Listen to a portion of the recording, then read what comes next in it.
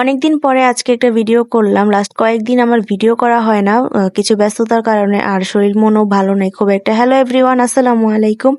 সবাই কেমন আছেন? আশা করি সবাই অনেক বেশি ভালো আছেন। যে যেখান থেকে আমার ভিডিওটা দেখতেছেন সবাইকে অসংখ্য ধন্যবাদ। তো অনেকদিন পরে আমি একটা ভিডিও করলাম, মানে রান্নাবান্নার ভিডিও আর কি।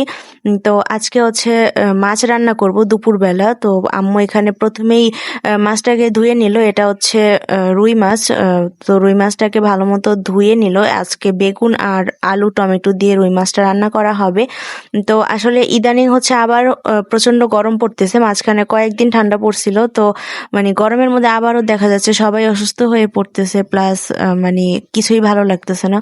যাই হোক, আম্মু এখানে মাছটা ধুয়ে নিল। ধুয়ে নিয়ে এখন হচ্ছে মাছটা নুন হলুদ দিয়ে মাখিয়ে ভেজে নিবে। আমরা আসলে সব মাছই মোটামুটি ভেজেই খাই, কারণ মাছ ভেজে না রান্না করলে মজা লাগে না, আর বাসায় কেউ খেতেও চায় না।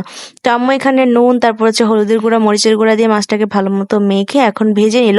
তো মাছটাকে চুলায় দিয়ে এখন হচ্ছে আম্মু অন্য চুলায় মশলাটা কষিয়ে নিবে। দেখা যায় গরমের মধ্যে আসলে খুব বেশি রান্নাঘরে থাকা যায় না, আর মানে একদম অসহ্য লাগে। তো দুই চুলায় রান্না করলে তাড়াতাড়ি হয়ে যায়। তো এই তো আম্মু এখন প্রথমেই পেঁয়াজ কুচি আর কাঁচামরিচ কুচি ভেজে তারপরে এখানে মশলাগুলা দিয়ে দিল। আজকে মানে আদা রসুন, তারপর হচ্ছে জিরা ধনে সবকিছু একসাথে বেটে নিয়েছিল। এখন সবকিছু দিয়ে মশলাটাকে একটুখানি পানি দিয়ে কষিয়ে নিল। কষিয়ে তারপরে হচ্ছে এখানে পরিমাণ মতো হলুদের গুঁড়া, মরিচের গুঁড়া আর লবণ দিয়ে দিল। আলাদা জিরার গুঁড়া ধনে গুঁড়া দেওয়ার প্রয়োজন নেই, কারণ ওগুলা বেটেই দেওয়া হয়েছে। সামান্য একটু পানি দিয়ে এখন মশলাটাকে কষিয়ে নেব। মশলাটাকে ভালো মতো কষানো হয়ে গেলে এখন হচ্ছে আলুটা দিয়ে দেব প্রথমেই, কারণ বেগুনটা আলুর সাথে দিলে দেখা যাবে যে বেগুনটা মানে নরম হয়ে যাবে, আলুটা সিদ্ধ হবে না। তো আলু দিয়ে ভালো মতো আলুটাকে মশলার সাথে কষিয়ে নিতে হবে। কষানো হয়ে গেলে এখন সামান্য একটু পানি দিয়ে আলুটাকে ঢাকনা দিয়ে ঢেকে রেখে দিতে হবে। তো এইদিকে আমাদের মাছটাও কিন্তু এখানে ভাজা হয়ে গেছে। আজকে মাছটা একটু কড়া করে ভেজেছে আম্মু, কারণ কড়া করে না ভাজলে দেখা যায় অনেক সময় মাছ থেকে গন্ধ আসে। তো এই তো মাছটা ভাজা হয়ে গেছে এখন। তো মাছ ভাজার পরে দেন আমি আবার একটা মাছ উঠিয়ে রেখেছিলাম। আমার ভাজা মাছ খেতে খুব ভালো লাগে, মানে রান্না করা মাছের চেয়ে ভাজা মাছ আমার কাছে খুব বেশি ভালো লাগে।